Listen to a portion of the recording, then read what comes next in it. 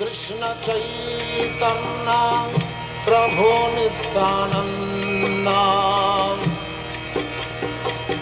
Shri Advaita Gadadhar Sivasadi Gaur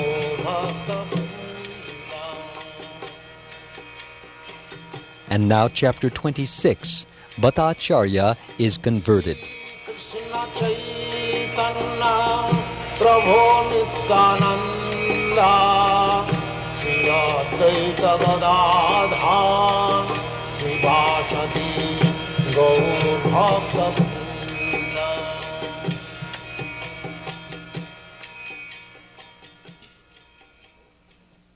For the impersonalist and voidist philosophers, the next world is a world of senseless eternity and bliss. The voidist philosophers want to establish that ultimately everything is senseless, and the impersonalists want to establish that in the next world there is simply knowledge devoid of activity.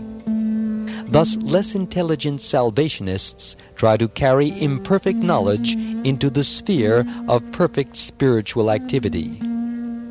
Because the impersonalist experiences material activity as miserable, he wants to establish spiritual life without activity. He has no understanding of the activities of devotional service.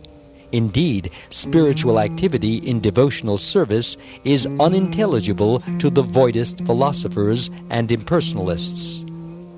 The Vaishnava philosophers know perfectly well that the absolute truth, the Supreme Personality of Godhead, can never be impersonal or void because he possesses innumerable potencies.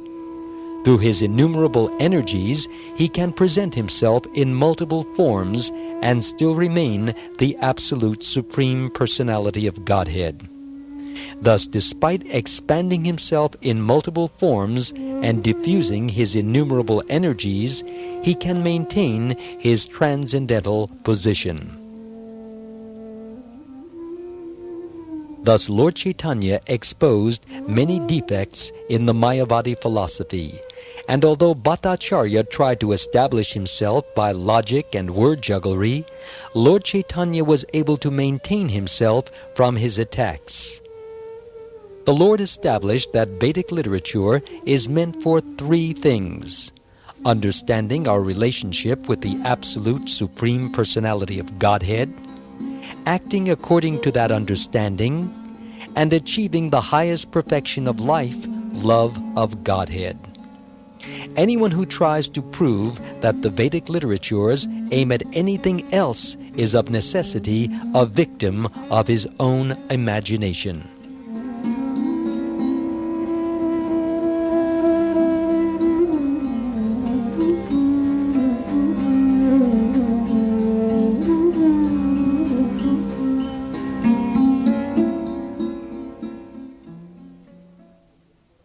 The Lord then quoted some verses from the Puranas by which he established that Shankaracharya was deputed to teach by the order of the Supreme Personality of Godhead.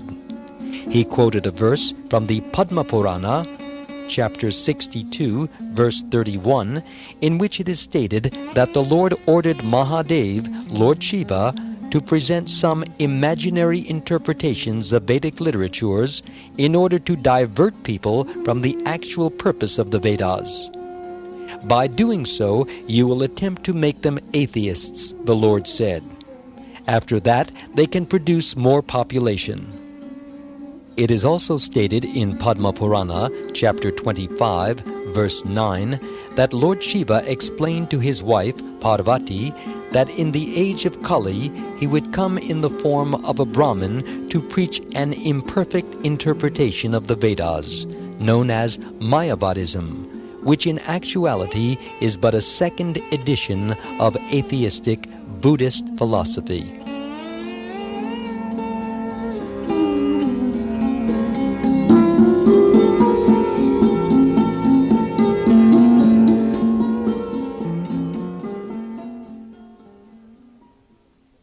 Bhattacharya was overwhelmed by these explanations of Lord Chaitanya. After hearing Mayavad philosophy explained by Lord Chaitanya, he could not speak. After he remained silent for some time, Lord Chaitanya asked him, "My dear Bhattacharya, don't be confused by this explanation. Please take it from me that the devotional service of the Supreme Lord is the highest perfectional stage of human understanding. Indeed, it is so attractive that even those who are already liberated become devotees by the inconceivable potency of the Supreme Personality of Godhead." There are many such conversions in Vedic literature. For instance, in Srimad Bhagavatam, Canto 1, Chapter 7, Verse 10, the famous Atmaram verse is especially meant for those who are attracted to self-realization and liberated from all material attachments.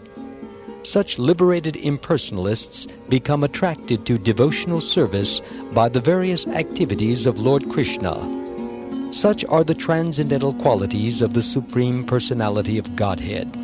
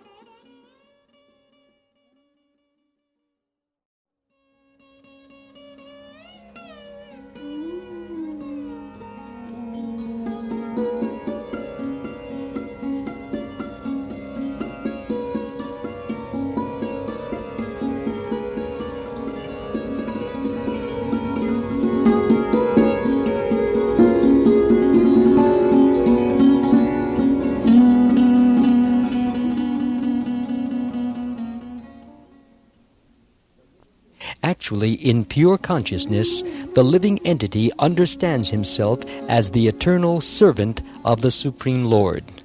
Under the spell of illusion, a person accepts the gross and subtle bodies as his self. Such a conception is the basis of the doctrine of transference. Actually, the part and parcel of the Supreme is not eternally subjected to gross and subtle bodily life. The gross and subtle coverings do not comprise the living entity's eternal form. They can be changed. In other words, the living entity, who is originally pure spirit, can be conditioned by the gross and subtle bodies, and by freeing himself from these gross and subtle conditionings, again attain his situation as pure spirit. Mayavadi philosophers take advantage of this doctrine of transference by saying that the living entity is under the wrong impression when he thinks himself to be part and parcel of the Supreme. They maintain that the living entity is the Supreme himself. This doctrine cannot be tenable.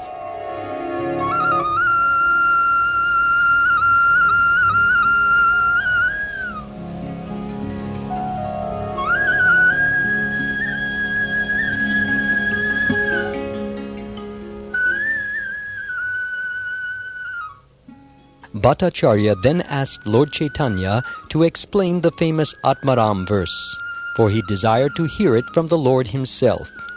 Lord Chaitanya replied that first of all, Bhattacharya should explain the verse according to his own understanding, and then Lord Chaitanya would explain it. Bhattacharya then began to explain the Atmaram shloka using his methods of logic and grammar. Thus he explained the Atmaram shloka in 9 different ways. The Lord appreciated his erudite scholarship in explaining the verse and said, "My dear Bhattacharya, I know that you are a representative of the learned scholar Brihaspati and can explain any portion of the Shastras nicely.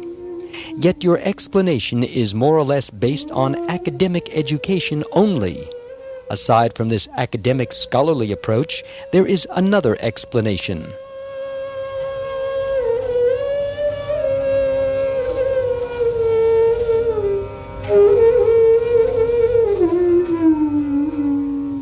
Then, at the request of Bhattacharya, Lord Chaitanya explained the Atmaram Shloka. The words of the verse were analyzed thus: 1. Atmarama. 2. Cha. 3. Muniya. 4. Nigrantha. 5. Api.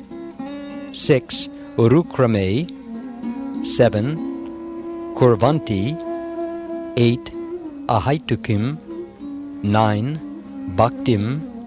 10. Itambuta Guna. 11. Hari. This verse has already been explained in the Lord's teachings to Sanatan Goswami.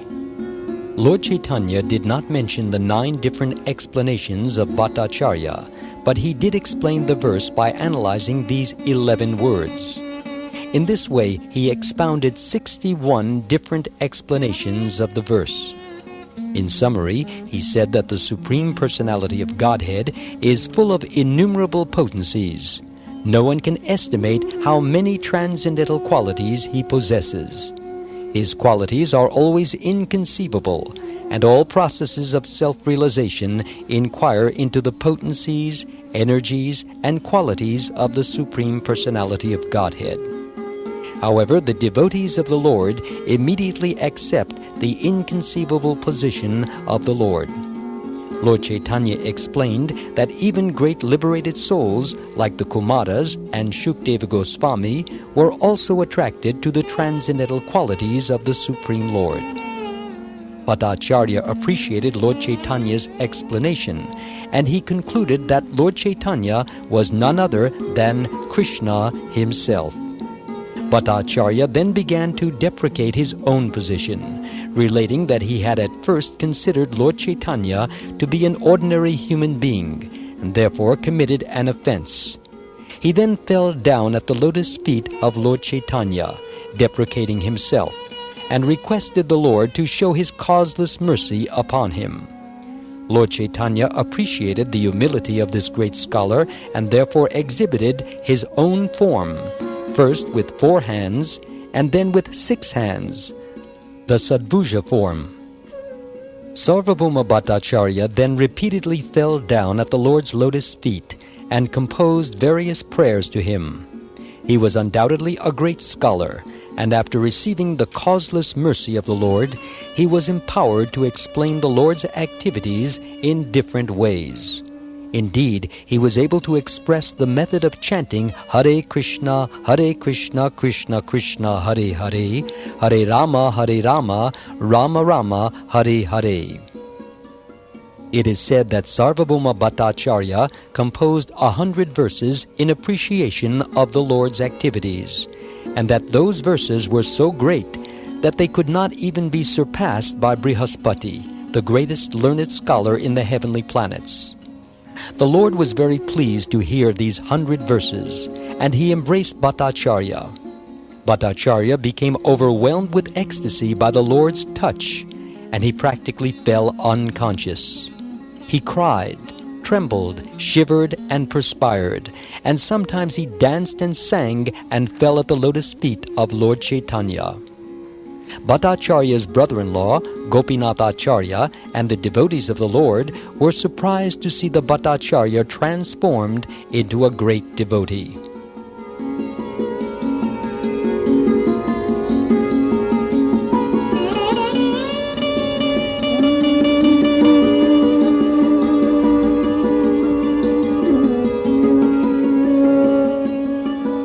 Gopinath Acharya then began to thank the Lord.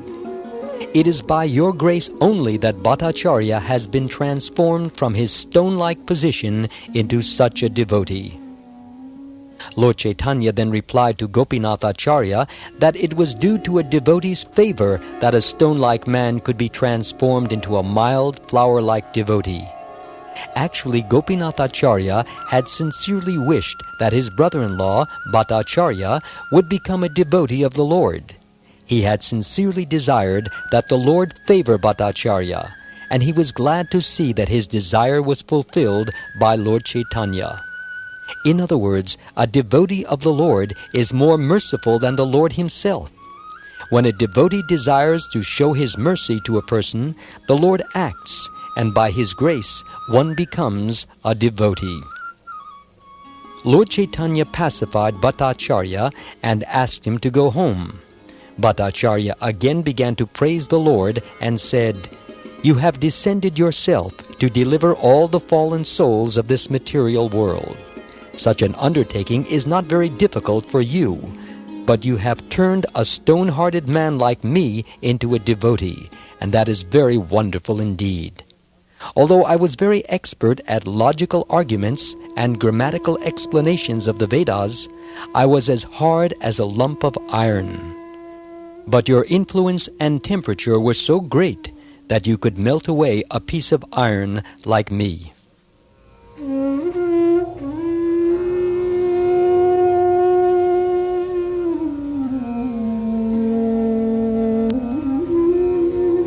Lord Chaitanya then returned to his place, and Bhattacharya sent Gopinathacharya to him with various kinds of prasad from Jagannath temple. The next day the Lord went to the temple of Jagannath early in the morning to attend Mangal Arti. The priests in the temple brought him a garland from the deity, and also offered him various kinds of prasad. The Lord was very much pleased to receive them, and he at once went to the house of Bhattacharya, taking the prasad and the flowers to present to him. Although it was early in the morning, Bhattacharya understood that the Lord had come and was knocking on his door. He at once rose from his bed and began to say, "Krishna, Krishna." This was heard by Lord Chaitanya. When Bhattacharya opened the door, he saw the Lord standing there, and he was so pleased to see him early in the morning that he tried to receive him with all care. He offered him a nice seat, and both of them sat there. Lord Chaitanya then offered him the prasad which he had received in the temple of Jagannath, and Bhattacharya was very glad to receive this prasad from the hands of Lord Chaitanya himself. Indeed, without taking his bath and without performing his daily duties or even washing his teeth, he began immediately to eat the prasad. In this way, he was freed from all material contamination and attachment. And as he began to eat the prasad, he cited a verse from Padma Purana. In Padma Purana, it is stated that when prasad is brought or received, it must be eaten immediately, even if it has become very dry or old, or even if it is brought from a distant place, or even if one has not completed executing his daily duties. Since it is enjoined in the Shastras that prasad should immediately be taken, there is no restriction of time and space. The order of the Supreme Personality of Godhead must be followed. There are restrictions one must follow before accepting food from various people, but there are no restrictions on accepting prasad from all kinds of people. Prasad is always transcendental and can be taken under any condition. Lord Chaitanya was very pleased to see that Bhattacharya, who had always obeyed the rules and regulations strictly, accepted prasad without following any rules and regulations. Being so pleased, Lord Chaitanya embraced Bhattacharya, and they both began to dance in transcendental ecstasy. In that ecstasy, Lord Chaitanya exclaimed, "My mission in Jagannath Puri is now fulfilled. I have converted a person like Sarvabhauma Bhattacharya. I shall now be able to attain Vaikuntha without fail."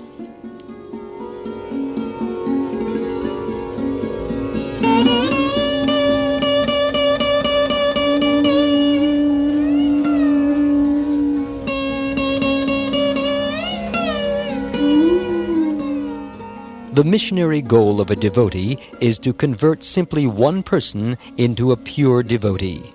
In this way, his admission to the spiritual kingdom is guaranteed. The Lord was so pleased with Bhattacharya that he began to bless him repeatedly. "Dear Bhattacharya, now you are a completely pure devotee of Lord Krishna, and Krishna is now very much pleased with you. From today, you are freed from the contamination of this material body and the entanglement of material energy. You are now fit to go back to Godhead, back home."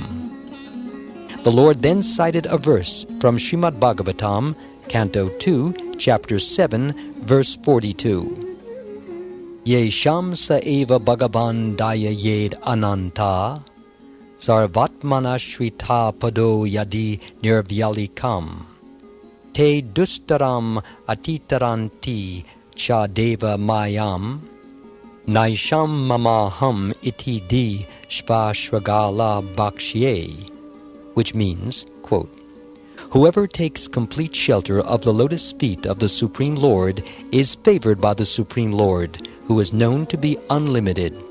Such a person also receives permission to cross the ocean of nations. However, one who thinks this material body to be himself cannot receive the causeless mercy of the Supreme Personality of Godhead. Unquote. After this incident, Lord Chaitanya returned to his place, and Bhattacharya became a pure and faultless devotee. Since he was formerly a great academic scholar, Bhattacharya could only have been converted by the causeless mercy of Chaitanya Mahaprabhu. From that day forward, Bhattacharya never explained any Vedic literature without explaining devotional service. Gopinathacharya, his brother-in-law, was so pleased to see Bhattacharya's condition that he began to dance in ecstasy and vibrate the transcendental sound Hare Krishna, Krishna Krishna, Hare Hare, Hare Rama, Rama Rama, Hare Hare. The next day, after visiting Jagannath Temple early in the morning, Bhattacharya went to visit Lord Chaitanya, and he offered his respects by falling down before the Lord. He then began to explain his past undesirable behavior. When he asked the Lord to speak something of devotional service, the Lord began to explicitly explain the verses of Brihan Naradiya Purana, in which it is stated, Hare Nama, Hare Nama. Upon hearing this explanation, Bhattacharya became more and more ecstatic. Seeing the condition of his brother-in-law, Gopinathacharya said, My dear Bhattacharya, previously I had said that when one is favored by the Supreme Lord, he will understand the techniques of devotional service. Today I am seeing this fulfilled.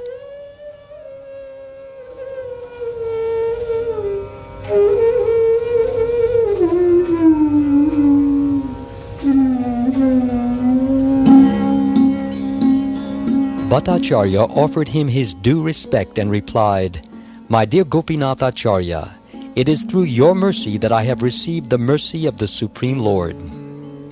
The mercy of the Supreme Personality of Godhead can be obtained by the mercy of a pure devotee. Lord Chaitanya's mercy was bestowed upon Bhattacharya because of Gopinathacharya's endeavor.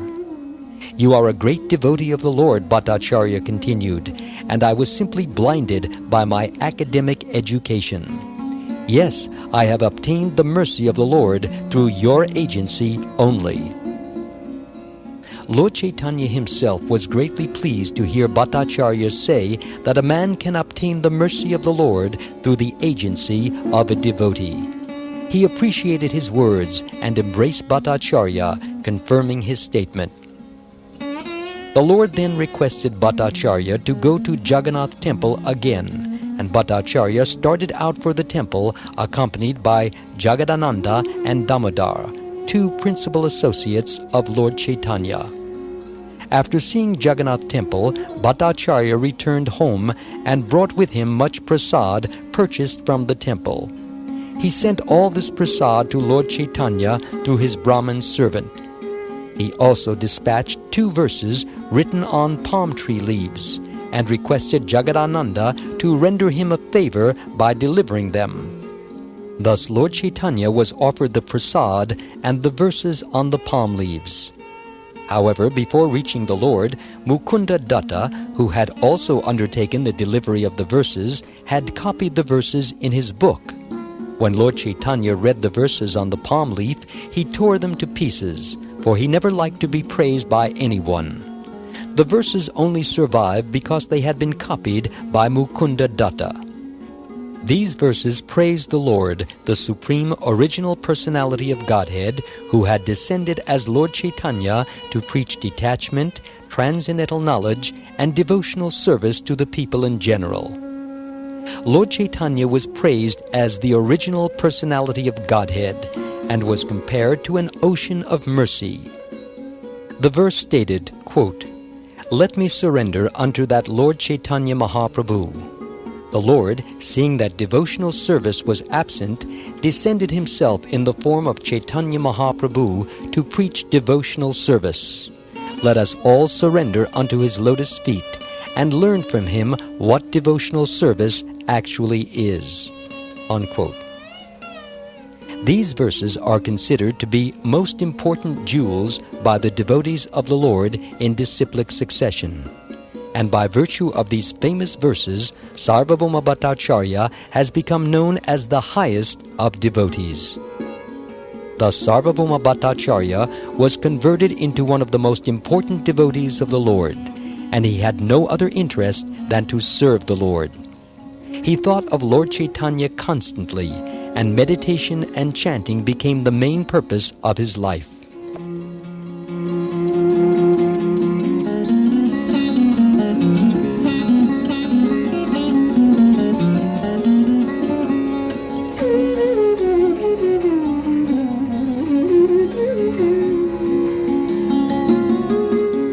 One day Sarvabhauma Bhattacharya came before the Lord, offered his respects, and began to read a verse from Srimad Bhagavatam, Canto 10, Chapter 14, Verse 8. This verse dealt with Lord Brahma's prayer to the Lord.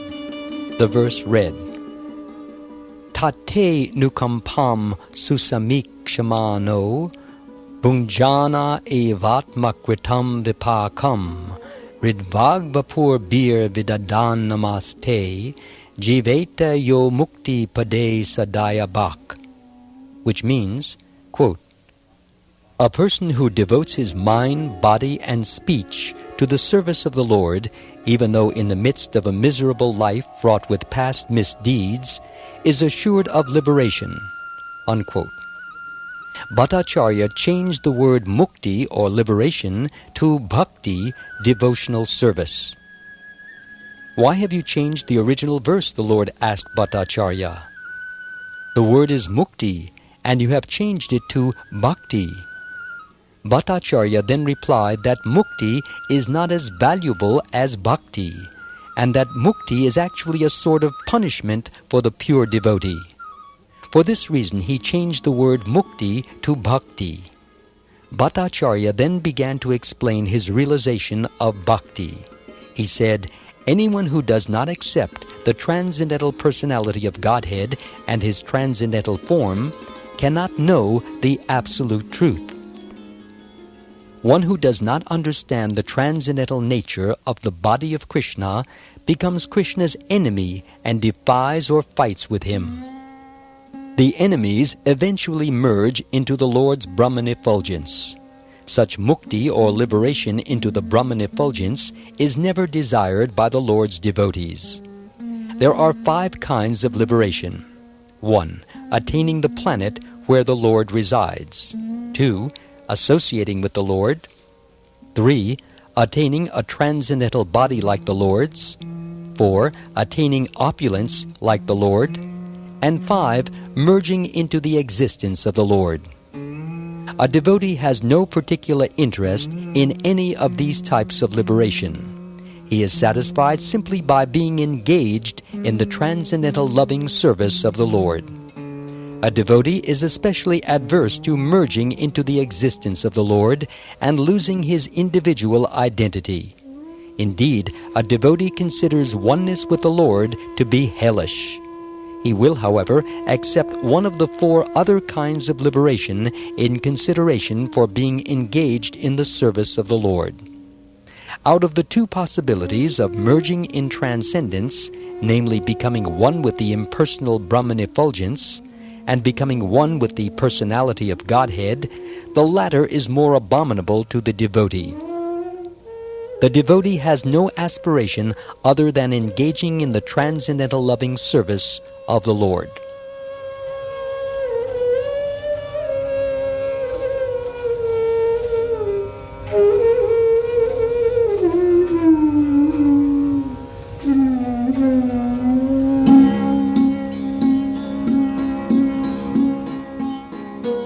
On hearing this, Lord Chaitanya informed Bhattacharya that there is another purport to the word mukti. The word mukti pade directly indicates the personality of Godhead. The personality of Godhead has innumerable liberated souls engaged in His transcendental loving service, and He is the ultimate resort of liberation. In any case, Krishna is the ultimate shelter. Despite this reading, Sarvabhauma Bhattacharya replied, I prefer bhakti to mukti. Although according to you there are two meanings to the word mukti, still, because this word is equivocal, I prefer bhakti to mukti, because when one hears the word mukti, he immediately thinks of becoming one with the Supreme. I therefore even hate to utter the word mukti. However, I am very enthusiastic to speak of bhakti. Lord Chaitanya laughed very loudly at this and embraced Bhattacharya with great love. Thus Bhattacharya, who had taken pleasure in explaining Mayavadi philosophy, became such a staunch devotee that he even hated to utter the word mukti. This is only possible by the causeless mercy of the Lord Sri Chaitanya. The Lord is like a touchstone, for by His grace He can turn iron into gold. After his conversion, everyone marked a great change in Bhattacharya, and they concluded that this change was made possible only by the inconceivable power of Lord Chaitanya. Thus they took it for granted that Lord Chaitanya was none other than Lord Krishna himself.